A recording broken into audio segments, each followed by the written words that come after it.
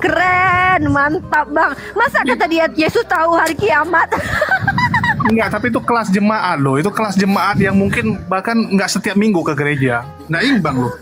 Ya Allah mas, kasihan banget. Nggak imbang, makanya aku tadi bilang kenapa nggak imbang gitu loh, karena memang ya betul kata Gurunda Zuma, menyerahkan diri dia ke sini ke medan tempur, dia lupa nggak senjata gitu loh. Banyak blundernya, aku udah catat semua bang. Tapi parah loh itu.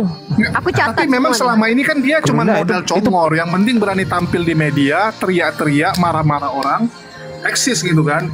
Sedangkan Assalamualaikum Bang Zuma. Assalamualaikum semua. Waalaikumsalam warahmatullahi wabarakatuh. Masya Allah. Ini tadi yang di tapi yang itu YouTube parah tadi loh ada Gurunda, Oten menurut nonton saya aja Gurunda. malu sendiri loh tadi. Ini orang Kristen kalau nonton parah, malu, iya. mempermalukan Ini teman Kristen. Ini malu, Nonton pada malu. bener. Ini malu banget. Ya, apa namanya? Kata Bang Zuma tadi nanya di pertama yang paling blunder itu bukan Yesus Parah itu banget gitu daging loh. dan di dalam dagingnya ada Tuhan gitu. Padahal di firman di Yohanes itu kan jelas, Yohanes 1:14 kan dia jadi daging gitu loh. Tuhannya jadi daging. Belum lagi Efesus Filipi 2:6. Hancur itu. Sengaja tadi saya arahkan ke Efesus 2. Pokoknya seru pokoknya Bang, sumpah seru banget. Tapi ini memang Seperti anak Batak, ada Batak juga dulu ku gituin kan. Kusuruh pergi di tempat lain. Bukan ini. Oh, bukan. Langsung tak kasihan. Nggak, mereka nggak mau baca. Bang Ferdinand itu kelihatan dia tuh nggak mau baca kitab sucinya karena dia kekhawatiran dia bang ketika benar yang bang sampaikan itu kan mempermalukan dia, maka dia memfokuskan kalau bukan itu. Jadi sebenarnya dia udah sadar Yesus tahu hari kiamat sejak kapan. Belum lagi kitab Lukas 1 ayat 1 dia nggak mau baca hasil penyelidikan. itu lucu. Bang Ardiansa noise ada suara. Suruh bilang orang salah tapi nggak mau baca. Tapi kenapa Bang Zuma nggak bukain sih? Nggak usah deh, supaya besok masih mau dia naik. Kasihan juga kalau terlalu dipermalukan. Yang pasti teman-teman yang mendengarkan itu kan pasti tahu Lukas 1 kan. Netizen kita udah hafal itu. Aku nggak habis pikir nih. Kita butuh komentar dari teman-teman Kristen sih sebenarnya. Seberapa malu mereka, agama mereka diwakili oleh orang seperti ini. Petentengan bikin video ngomong cuman dia yang bisa ya. Bahkan dianggap bahwa pendeta-pendeta yang debat sama Bang Zuma selama ini ternyata nggak ngerti, cuman dia yang ngerti. Tapi pada malu semua Oten tadi tuh. Oten di YouTube semua pada typing, malu mereka. Assalamualaikum warahmatullahi wabarakatuh semuanya. Botak kata Bang Zuma. Ketawa di situ. Baca botak. Botak emang parah botak. Itu gara-gara Oji itu, gara-gara Oji. Kenapa sih Oji? Dia berpesan sebut sekali aja sesuai dengan raja-raja. Oji, toksit lu Ji. Toksit. Ya, tapi dari tadi aku dibilangin tulul. Ya tapi emang botak sih. Tapi kan fakta emang botak.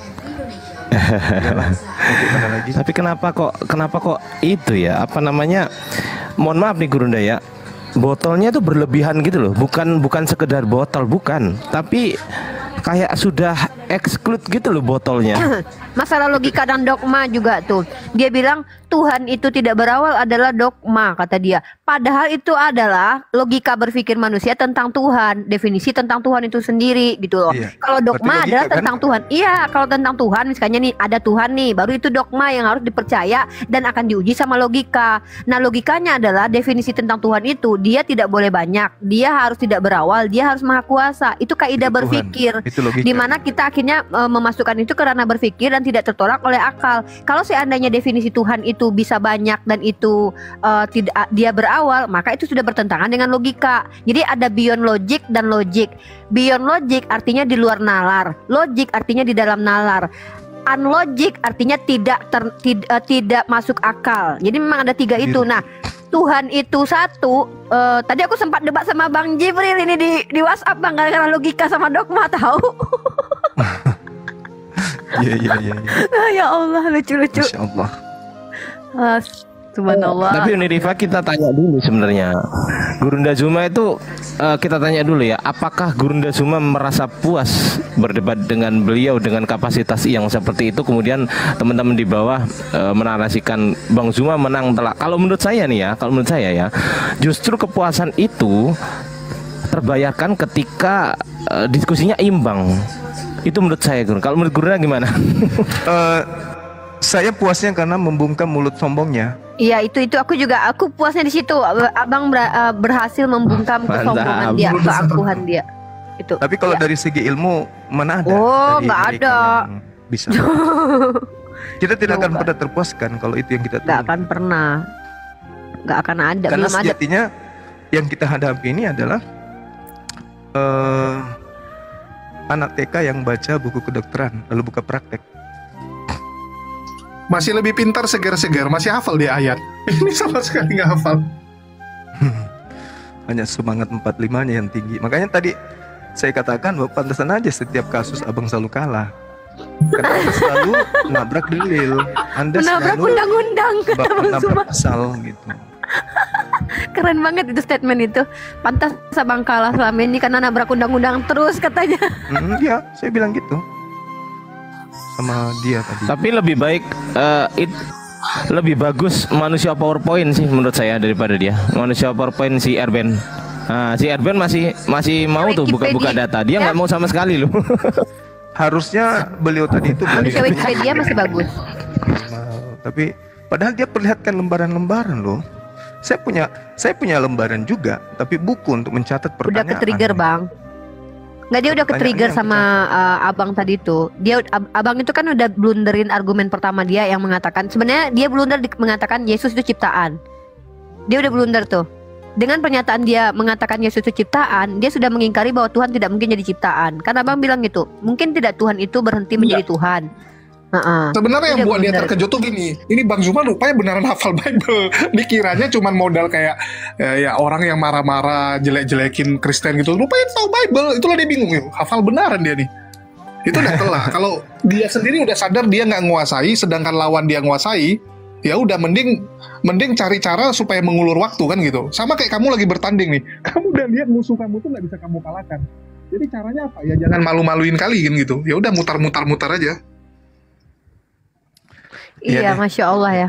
Saya berharap teman-teman sekalian yang nyimak ini bikin piti-piti pendek ya. Udah Bang, aku udah.